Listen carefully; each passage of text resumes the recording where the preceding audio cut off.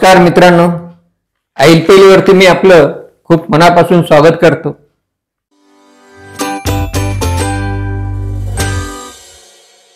मित्रांनो, जागतिक अंध दिन किंवा पांढरी काठी दिन हा 15 ऑक्टोबरला साजरा केला जातो. म्हणजे त्याचं आयोजन केलं जातं. त्यानिमित्ताने विविध कार्यक्रम आयोजित केले जातात.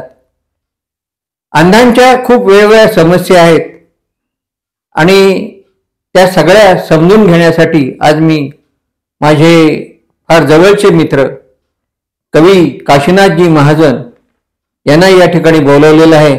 काशीनाथजी, मी आपलं या ठिकाणी स्वागत करतो. नमस्कार सर. आता थोडक्यात मी काशीनाथजींचा परिचय करून देतो आणि मग आपण पुढील संवादाकडे वळूया.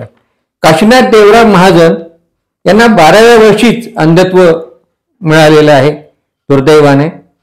परंतु देव एखादा शाप देतो आणि अनेक उत्शाप सुद्धा देतो. तर त्यांना अनेक उत्शाप मिळालेले आहेत आणि त्यातून त्यांची प्रतिभा खुललेली आहे, त्यांचे व्यक्तिमत्व खुललेले. ते कसं ते ऐका. त्यांनी MA समाजशास्त्रामध्ये प्रथम श्रेणी मिळवलेली आहे आणि अंध शिक्षण प्रशिक्षण मध्ये सुद्धा त्यांनी प्रथम क्रमांक मिळवलेला आहे. काव्य लेखनाची त्यांना लहानपणापासूनच आवड असल्यामुळे त्यांनी तेव्हापासून ते अगदी आजपर्यंत त्यांची प्रतिभा घोडदौड करत आहे. कोणताही विषय असो, अतिशय सुरेख, सुरेल आणि सुमधुर कविता त्यांच्या लेखणीतून तयार होते. त्यांचे बरेच काव्यसंग्रह आहेत. त्याची नावं मी वाचून दाखवतो. ज्योती कलश आहे, चैतन्य चक्षु आहे, दृष्टी पल्ल्याळ, दूरदृष्टी, प्रतिभेचे नंदनवन, पान हिरवे या मनाचे असे संग्रह आहेत. त्यातला एक गझल संग्रह पण आहे आणि काळोखातील प्रकाशवाट हा त्यांचा आत्मचरित्रही त्यांचं प्रकाशित झालेले आणि ते अतिशय प्रेरणादायी आहे. सोलापूर, पुणे, नाशिक येथील अंधशाळेमध्ये त्यांनी विशेष शिक्षक म्हणून काम केलेले, प्रदीर्घ काळ काम केलेले आणि त्यांना आदर्श शिक्षक म्हणून आणि उत्तम साहित्यिक म्हणून अनेक प्रकारचे पुरस्कार मिळालेले आहेत. शासकीय पुरस्कार मिळालेले आहेत आणि इतर संस्थांचे सुद्धा त्यांना पुरस्कार मिळालेले आहेत. आणि जळगाव येथील अंध अपंगांच्या राज्यस्तरीय संमेलनाचे ते अध्यक्षही होते. तर अशा प्रकारे मगाशी मी सांगितल्याप्रमाणे त्यांना जे अनेक उत्शाप मिळालेले आहेत, त्या उत्शापामधून त्यांचं या ठिकाणची जीवनाची वाटचाल अतिशय सुंदर अशी झालेली आहे आणि अतिशय आनंदी, प्रसन्न असं हे व्यक्तिमत्व आहे. काशीनाथजी, नमस्कार सर. नमस्कार. आज आपण माझ्या IPL वरती आलात. खूप दिवसांची माझी इच्छा पूर्ण झालेली आहे. कधीतरी आपल्याला नक्की एकदा बोलवावं, पुढेही आपण यालच एकदा. तर आज आपल्या संवादाची सुरुवात मगाशी तुम्ही म्हटल्याप्रमाणे आधी की यशस्तवनाने आपण कराव्या. तर तुम्ही यशस्तवनाने आपण या ठिकाणी सुरुवात करूया आणि मग आपल्या प्रश्नोत्तर संवादाकडे मी जातो. नमस्कार मंडळी. मी सर्वप्रथम स्वरचित असं गणेश स्तवन सादर करतो. शुभारंभी तुला नमितो गणेशा, गुण तुझे गातो. शुभारंभी तुला नमितो गणेशा, गुण तुझे गातो. सुखाचा स्त्रोत आहे तू, निवारी दुःख सारे तू. सफल तू कामना करतो गणेशा, गुण तुझे गातो. मुखी मांगल्य उल्हासे, त्रिलोकी रूपना ऐसे. पहाता धन्य मी होतो गणेशा, गुण तुझे गातो. खरा तू बुद्धीचा देव, तरी तुझ भाव तो भाव. प्रथम हा मान तुझा असतो गणेशा, गुण तुझे गातो. खुशीने गरजतो मोर्या, कराया थोर सत्कार्या. कृपाळा स्तवन तव करतो गणेशा, गुण तुझे गातो गणेशा, गुण तुझे गातो वा वा वा वा. गणेशा, काशीनाथजी गुण तुझे खूपच छान, गातो. खूपच छान. तर आज आपण आलात, आपण जागतिक अंध दिनाच्या निमित्ताने. तर जागतिक अंध दिन किंवा पांढरी काठी दिन याची सुरुवात कशी झाली, इथपासून आपण सुरुवात करूया. बोला. म्हणजे 15 तारीख हे काय, त्याचं वैशिष्ट्य काय? अंध व्यक्तीला हं, सुरुवातीला चालणं फिरणं हं, हे जवळजवळ जमत नव्हतं आणि त्याला कोणी फिरू देत नव्हतं. बर. हा कुठे पडेल झडेल, हं, ज्या अर्थी याला दिसत नाही याला चालता पण येणार नाही, बर इतके गैरसमज होते. बर. पण हळूहळू क्रांती अशी झाली हं, की आपलं रिचर्ड होवर हं, यांनी अंधांना सुलभ चालता यावं फिरता यावं हं, याच्यासाठी सुलभ अशी काठी तयार केली. बर. आणि त्याच्यानंतर जेम्स वेंजे हं, यांना असं वाटलं की काठी तर छान आहे, हं, पण हिला जर आपण पांढरा चकचकीत रंग दिला हं, तर अंधाराती दिसेल लोकांना, बर, रोज बर. लोकांना, आणि मग त्यांना ते मदत करण्यासाठी उपयोग होईल. बर. आता पांढरी काठी दिन आहे हं, हा जागतिक अंध दिन हं, कसा झाला? हं, तर जेव्हा जेम्स यांनी पांढरा चकचकीत रंग दिला हं, तेव्हा जागतिक संघटनेला असं वाटलं की ही काठी जगभर पसरली पाहिजे, हिला जगभर मान्यता मिळाली पाहिजे. बर. आणि म्हणून त्यांनी 1964 साली हं, असा ठराव केला की 15 ऑक्टोबर हं, हा दिवस आपण जागतिक अंध दिन किंवा जागतिक पांढरी काठी दिन म्हणून साजरा करू. बर.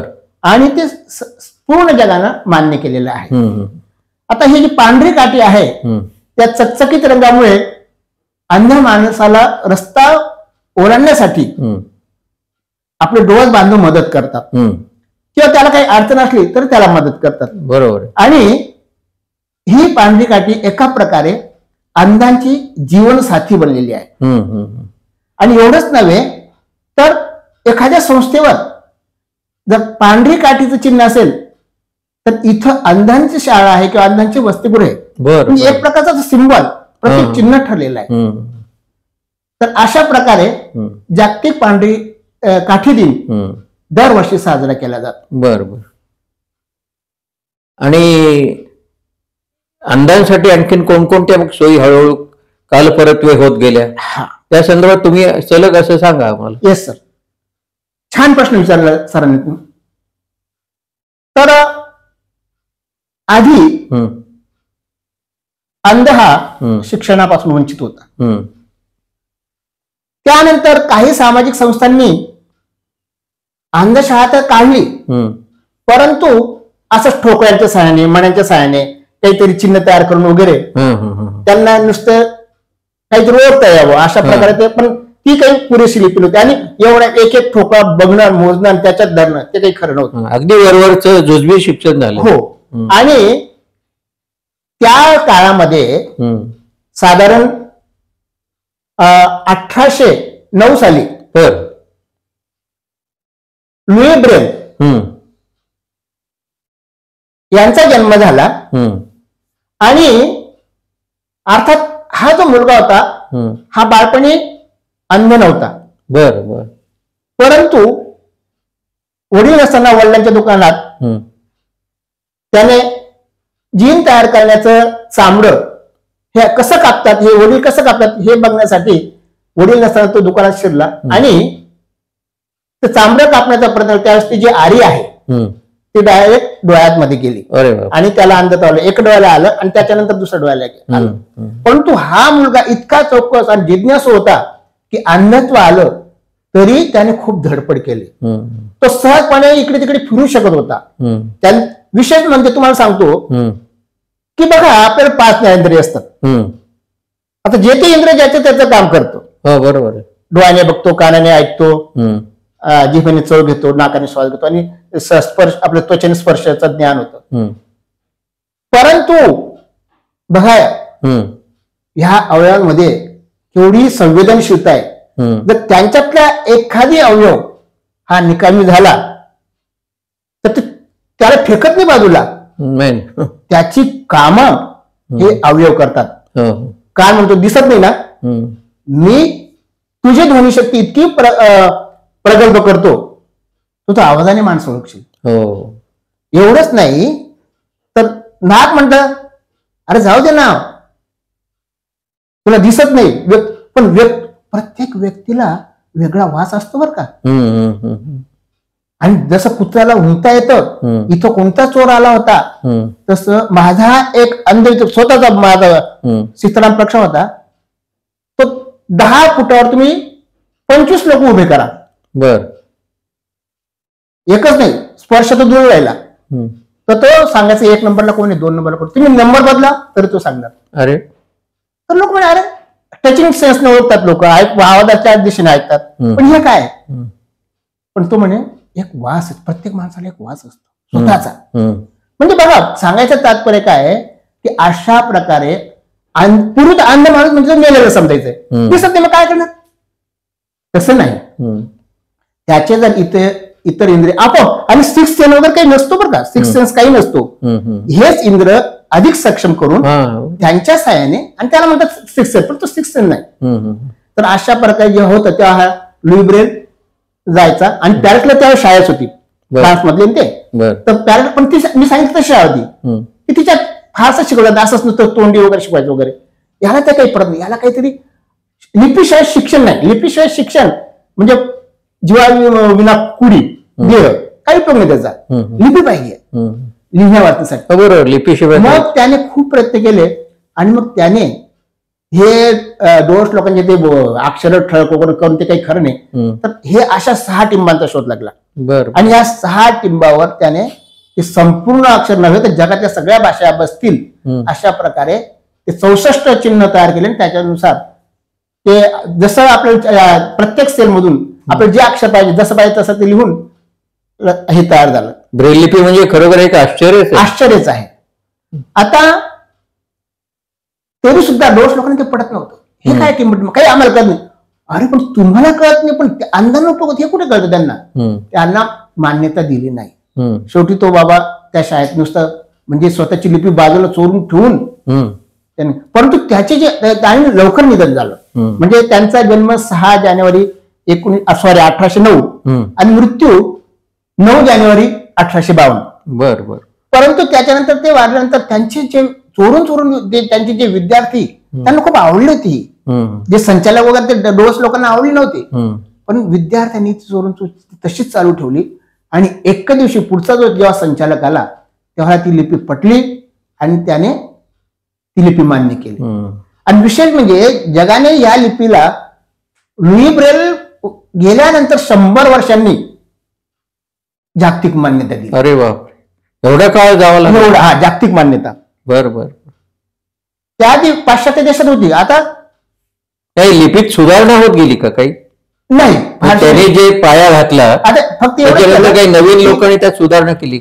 एवढं झालं की प्रत्येक भाषेने आपल्या आपल्यानुसार चिन्ह ठरवून घेतली. बर. पण तरी सुद्धा ज्याला एक डिसिप्लिन म्हणतात की नाही, सगळ्या भाषेत म या उच्चारासाठी जे 1, 3, 4 नंबरची टिंब असतात, बरोबर, ते जायला. बरं. आणि ह्या लिपीचं एक वैशिष्ट्य असं बरं का, सगळ्यात सोपा अक्षर कोणतं आहे, तर तुम्ही 6च्या 6 टिंब टोचले तर काय तयार होईल माहिती का, ढ. ढ लिहायला सगळ्यात सोपा, ढ मुलाला पण सोपा. तर अशा प्रकारची ही लिपी आहे. बर बर बर. तर आपण थोडं पुढे जाऊया आता. हो, जायचं.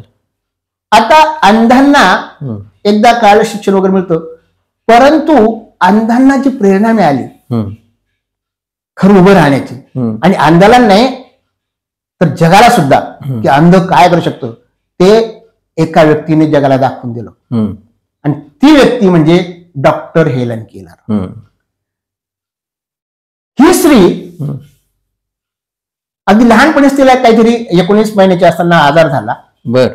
आणि तिचे डोळे गेले, वाचाही गेली, ऐकणंही बंद झालं. परंतु एक शिक्षक काय करू शकतो, गुरु हा देवापेक्षा कसा श्रेष्ठ असतो. श्रीमंत घराण्यातली मुलगी होती, पण काही उपयोगाचं नाही. चिडचिड चिडचिड, तिला काही कळत नव्हतं ना, काही सांगताच होतं, बोलताच होतं, तिला काय हवे सांगता येत नव्हतं.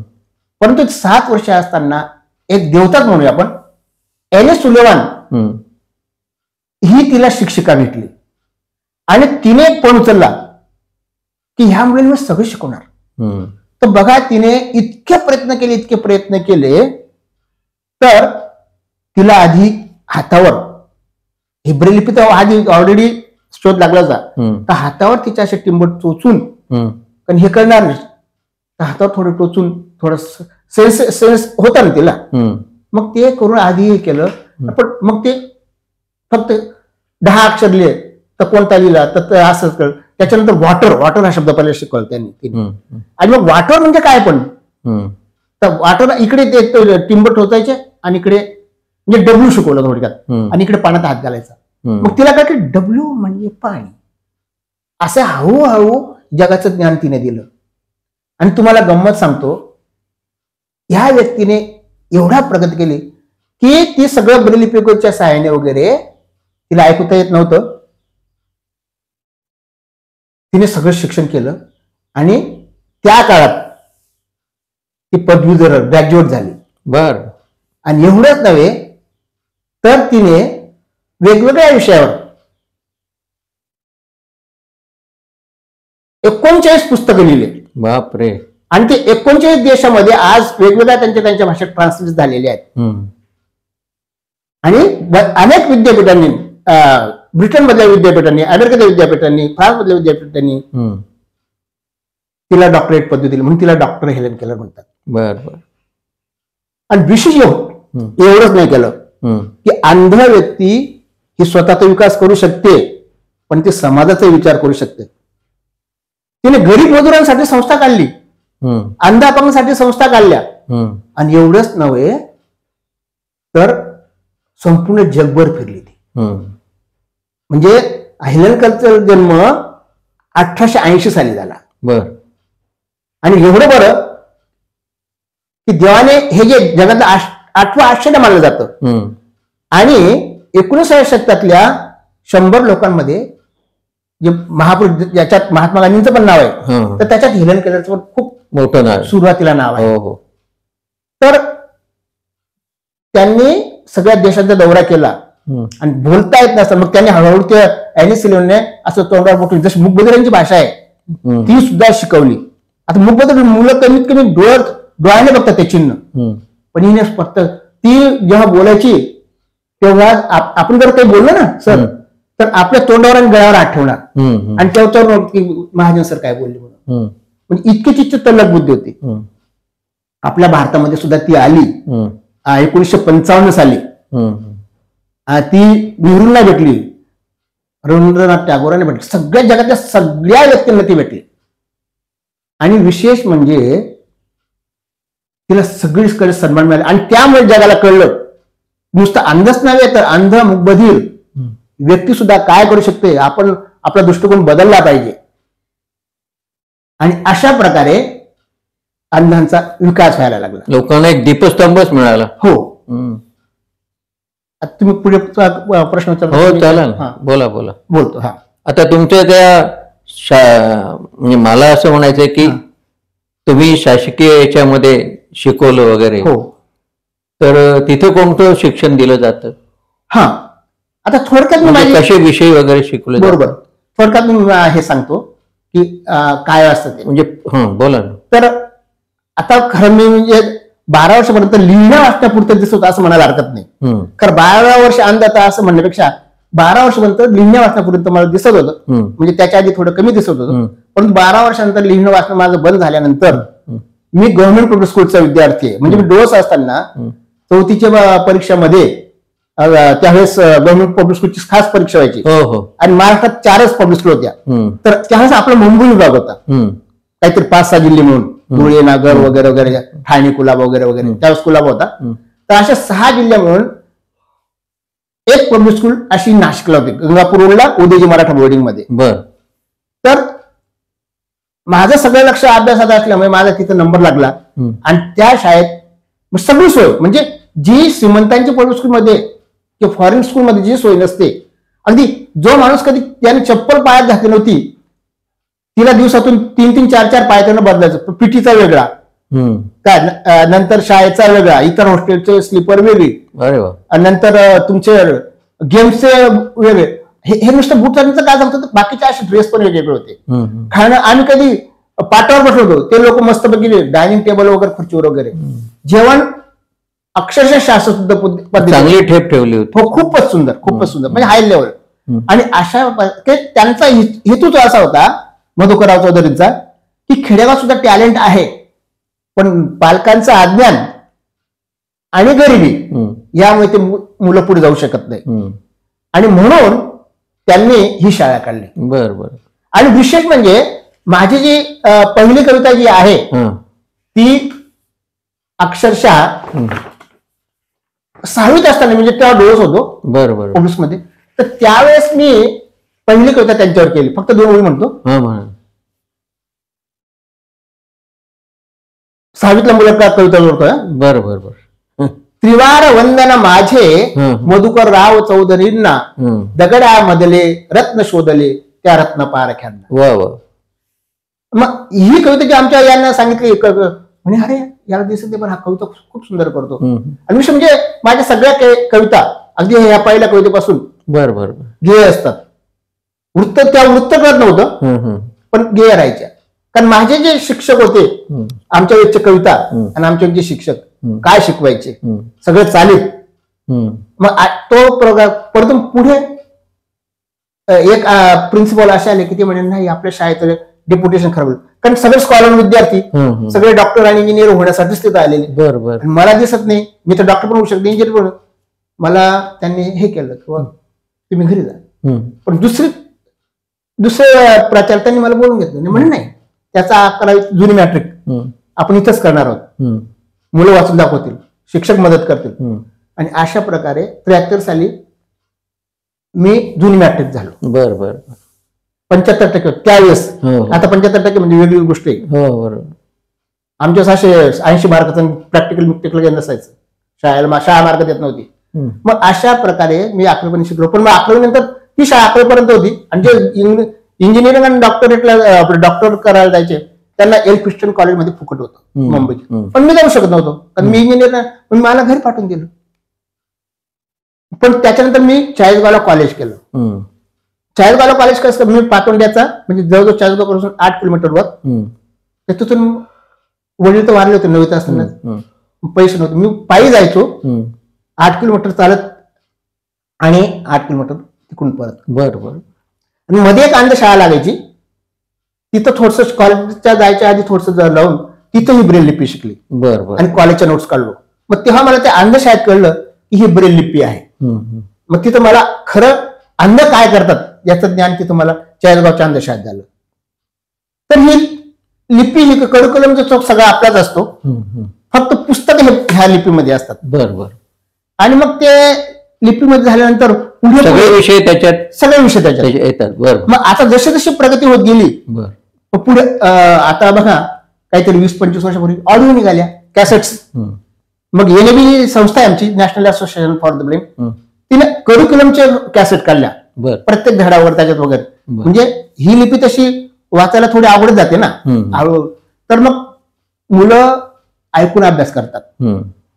त्याच्यानंतर मोबाईल आले, मोबाईलवर तर सगळेच ई बुक मिळतात, आपल्याला पाहिजे ते मिळतं, शाळेचा अभ्यास पण मिळतो, ते पण मिळतं. आता या मोबाईलचा तुम्ही उल्लेख केला, बरोबर. तर या नव्या माध्यमाचा अंधांना किती उपयोग होतो? खूपच उपयोग होतो, मी पुढे सांगणारच आहे ते. पण म्हणजे बघा आता याच्यात बदल काय केला, आपल्या प्रत्येकाच्या मोबाईलमध्ये टॉकबॅक नावाची सेटिंग असते. प्रत्येकाच्या मोबाईलमध्ये असते, पण आपल्याला त्याची गरज नसते, त्यामुळे आपण ते वापरत नाही. ते टॉकबॅकची सेटिंग ऑन केली तर तो आपला मोबाईल बोलायला लागतो, सगळं बोलायला लागतो.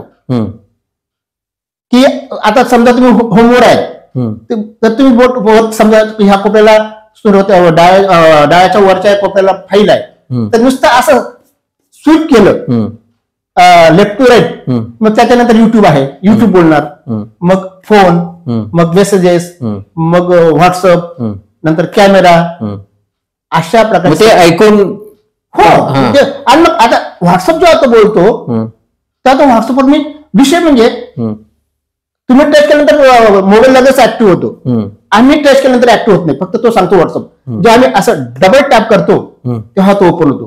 पण डबल टॅप मध्ये वर सुद्धा वरून स्वाईप खाली केलं असं लेफ्ट टू राईट तर नरेश महाजन, आनंद महाजन, संदीप महाजन असे तो नाव होता, तो कोणाकोणाचे मेसेज आले. बरोबर. मग त्याच्यावर आपण डबल टॅप करायचं आणि मग त्याच्यात जो मेसेज आला त्याच्यावर नुसतं बोट ठेवायचं, लगेच ते वाचून दाखवणार की महाजन सरांची युट्यूब आहे, कसली आहे काय सगळं. काशीनाथ महाजन या मोबाईलचा अतिशय सुंदर उपयोग करतात आणि फेसबुकवर किंवा आपल्या व्हॉट्सअपवर, युट्यूबवर ते अतिशय ऍक्टिव्ह आहेत. त्यांनी हे तंत्र अतिशय प्रगत केलेले.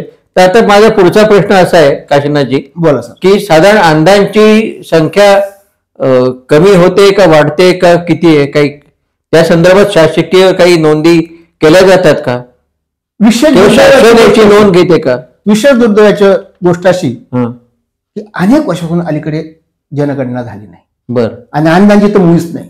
बर. त्यामुळे पण तरी सुद्धा सर्वसाधारणपणे लोकसंख्येच्या 3% सगळे अपंग मिळून आहेत. बर. आणि त्याच्यातला 1% अंधांचा आहे. बर. एकूण लोकसंख्येच्या. बरोबर. आणि अंधत्वाच्या बाबतीत म्हटलं तर उदाहरणार्थ देवीमुळे जो अंधत्व येत होतं ते आता बंद झालं. बरोबर. तसं अज्ञानामुळे डोळे आल्याने सुद्धा काहीतरी औषधं घालायचे, माणसाला अंध करायचं, असं पूर्वी प्रकार खूप घडायचा, तो पण होत नाही. मग आता मात्र कॉर्निया, नंतर म्हणजे मोतीबिंदू, काचबिंदू हे होऊ शकतात. आणि आमचा रेटिना हा एक प्रकार असा आहे की तिथं तर कोणी काही करू शकत नाही. मोठमोठ्या डॉक्टर म्हणजे हा इलाज एकतर आजाराने किंवा अपघाताने नाहीये, हा तुम्हाला जीन्समुळे झालेला आहे. आणि जसं कॅमेरा चांगला आहे पण त्याच्यातला जो रोल आहे, म्हणजे पूर्वीचे कॅमेरा, आता तर रोलचे कॅमेरे राहिले तर तो रोलच खराब आहे आणि तो काढता येत नाही. तो मेंदूशी कनेक्टेड आहे, म्हणजे त्याच्यात प्रतिमाच उमटत नाही. क्लिक वगैरे सगळं होतं कॅमेरा, पण त्या पडद्यावरती उमटत नाही. तो प्रोजेक्टर चांगलं आहे पण ते पुढे पडदाच नाहीये, मग कसं काय चित्र उमटणार. तर तशा प्रकारचा आधार असल्यामुळे याच्यावर नाही बरं नाही. परंतु हे जरी असतं ना तर अंध माणूस कुठल्याही क्षेत्रात आता काय म्हणे, कम्प्युटर, माझे विद्यार्थी नुसते नाशिक मधले 25 माझे विद्यार्थी बँकेत लागलेले आहेत. त्याच्यातले 3 ते 4 हे डेप्युटी मॅनेजर, ते पण सरकारी बँकेत, खासगी बँकेत नाही. बरोबर. अंधांसाठी राखीव जागा वगैरे सगळीकडे आहेत. हो, म्हणजे एकूण अपंगांसाठी संघटना पण आहे अंधांची, खूप संघटना आहेत. बरं. हे मात्र खरं, अंधांच्या सगळ्यात जास्त संघटना आहेत. बरोबर. आणि त्या सक्रिय आहेत. आताच म्हणजे तुम्हाला सांगतो की काल का परवा म्हणजे मगर साहेबांनी फोन केला होता की तुमची एका अंध संस्थेने मला बोलवले आहे. जागृती नावाचा दिवाळी अंक निघतो आमचा फेडरेशनचा. बरं. National federation of the blind. बरं. राष्ट्रीय दृष्टीन संघ. बरं. तर त्यांना ते जागृती नावाचा आमचा जो दिवाळी त्याचं उद्घाटन करायला बोलवलं होतं, आजच होतं ते सकाळी. तर सर म्हणजे मला थोडंसं मार्गदर्शन करा. मग त्यांना मी सगळं सांगितलं पद्धतशीर. तर मी ती फेडरेशन आहे, असोसिएशन आहे, आणि असे छोट्या छोट्या कल्याणकारी कम्प्युटर सेंटरच्या खास संघटना आहेत. आमचे काही संस्था कम्प्युटरचे क्लासेस चालवतात. म्हणजे अंधांसाठी अंध व्यक्ती स्वतःच, आणि विशेष म्हणजे त्यांचे संस्थापक वगैरे सगळे अंध आहेत. बरोबर. आणि ते सगळं चालवतात. माझे विद्यार्थी कितीतरी आहेत की त्या संस्था चालवत आहेत. तर प्रगती चांगली आहे. चांगली. आणि अंध व्यक्तीने स्वतःही एक आत्मविश्वास स्वतःमध्ये निर्माण केला पाहिजे. लोकांनी केविलवाणी पद्धतीने आपल्याकडे बघावं. बरोबर आहे. असं न करताना की आम्ही सुद्धा परिपूर्ण आहोत, होऊ शकतो, ही जाणीव अंधांनी जर त्यांच्या समाजापुढे निर्माण केली तर मला वाटतं समाज सुद्धा त्यांना खूप मदत करायला सातत्याने पुढे येतोय असं मला वाटतं. निश्चितच सर. आता समजा म्हणजे ह्या दोनच ओळी म्हणतो मी. बोला ना. विज्ञानाची संगत आम्हा हेलन केलं पाठीशी, मना मनाला पटवून देऊ नाते आमचे प्रगतीशी. अशी तर आम्ही जगाला सांगितलं, जग का पुढे येणार नाही. बरोबर. आणि आता मी तुम्हाला 3-4 व्यक्तींची नावं सांगतो सध्या. आता बघा, एक मिनिट. शोधा शोधा हो दे, दे. हो शोधा. हा.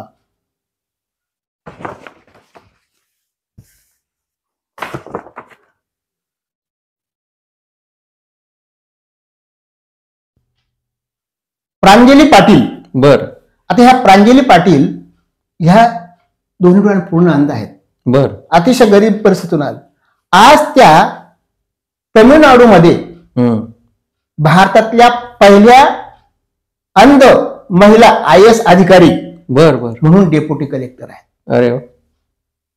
त्यामुळे आणि विषय मी नुसतं सांगायला नाही, हम्म. तो स्वतः योजना निर्णय योजना काढतात आणि त्या राबवतात. बर बर नंतर आणखी एक सत्येंद्र सिंग, हम्म. ही व्यक्ती पण IAS अधिकारी आहे. हे कुठे आहे? हे डेप्युटी कलेक्टर हम्म. पांडिचेरीला आहे. बर नंतर ईश्वरी पांडे, हम्म. हिला अजिबात दिसत नाही, परंतु ती समुद्रात कितीतरी किलोमीटर अगदी सहजपणे पोहोचू शकते. बर बर आणि नागपूरचा जो आंबेझरी तलाव आहे, फार मोठा तलाव आहे, तर तो पूर्ण तलाव पोहते. आणि दुसरी म्हणजे दर 15 ऑगस्ट 26 जानेवारीला त्या तलावामध्ये मध्यभागी ध्वजस्तंभ आहे. हम्म.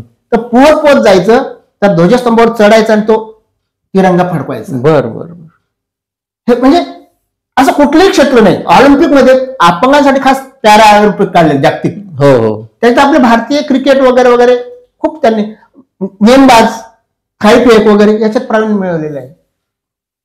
तर आता नाही, आता कुठल्याही प्रकारचं क्षेत्र मागे नाही. राईट. तर काशीनाथजी, वेळेच्या अभावी आता आपण तुम्हाला आणखीन काही थोडं सांगायचं असेल तर समारोपाला आपण एखादी छानशी कविता सादर करू. येस. आणि या संवादाचा आपण समारोप करूया. हो. तुम्ही बघा, तुम्हाला आणखीन काही हो. थोडीशी माहिती द्यायची असेल तर ती द्या आणि कविता सादर करा. आता बघा, आणखी एकच उदाहरण देतो. राहणार की जळगावच्या रेल्वे स्टेशनवर एक वर्षाचं अंध बाळ, बर किंवा त्याचे फेकून दिलं होतं कोणतरी. ते अमरावतीच्या पापडकर आश्रमाने त्या मुलीला नेलं. मला तिचं नाव पण तिरका अज्ञान, तिला नाव पण त्यांनीच ठेवलं मला. आणि नाव आता कोणाचं काय, पापडकर त्या आश्रमाचंच नाव देऊन टाकलं. बरोबर. तर ही माला पापडकर 2023-24च्या MPSC परीक्षेमध्ये अव्वल क्रमांकावर आली. आणि आज ती मुलगी अगदी 6 महिन्यापूर्वीच ती नागपूर इथं अधिकारी म्हणून रुजू झालेली आहे. बरोबर. सगळ्या क्षेत्रात आहेत. तर म्हणजे हा केवढा मोठा आपल्याला त्यामुळे माझी एक समाजाला गौरवाची विनंती आहे की बाबांनो, तुम्ही अंधाला अंध म्हणून बघूच नका. बरोबर. तो पण आपल्यासारखा माणूस आहे. आणि त्याला जर तुम्ही संधी दिली, आम्हाला दया नकोय. आता दया नकोय, आम्हाला भीक नकोय. आम्हाला संधी द्या. प्रत्येक क्षेत्रामध्ये, खेळ असो, संगीत मध्ये तर खूप अरे बापरे, खूपच म्हणजे लोकांनी प्रगती केलेली आहे. आणि संगीत हा तर अंधांचा आवडता विषय आहे. परंतु असं एकही क्षेत्र नाही ते धाडस केले. गिर्यारोहक आहेत, गिर्यारोहक अंध माणसं. आणि हे एक सांगतो मी तुम्हाला की याच्या मागे त्यांना भेटलेले गुरु आहेत. ढोळस गुरु. ते काही करू शकतात. जर एखाद्या तुम्ही डोस माणूस सांगितलं नाही, ह्या अंध माणसाचं सोनं करायचं, तर तो तुम्हाला निश्चित प्रतिसाद देईल. बरोबर. तर मी आता समारोप करताना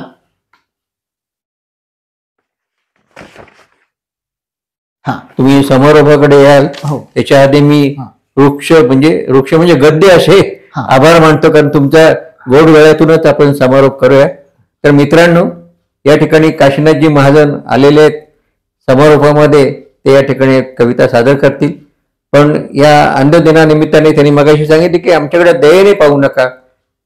तर हाच दृष्टिकोन तुम्ही ठेवा आणि अंधांना त्यांचा स्वाभिमान कसा पुन्हा प्रज्वलित होईल याकडे लक्ष द्या. आणि खूप छान असे माझे हे असे अनेक मित्र आहेत की त्यांच्याकडे बघताना आपल्याला प्रेरणा मिळते. अरे क्या बात आहे.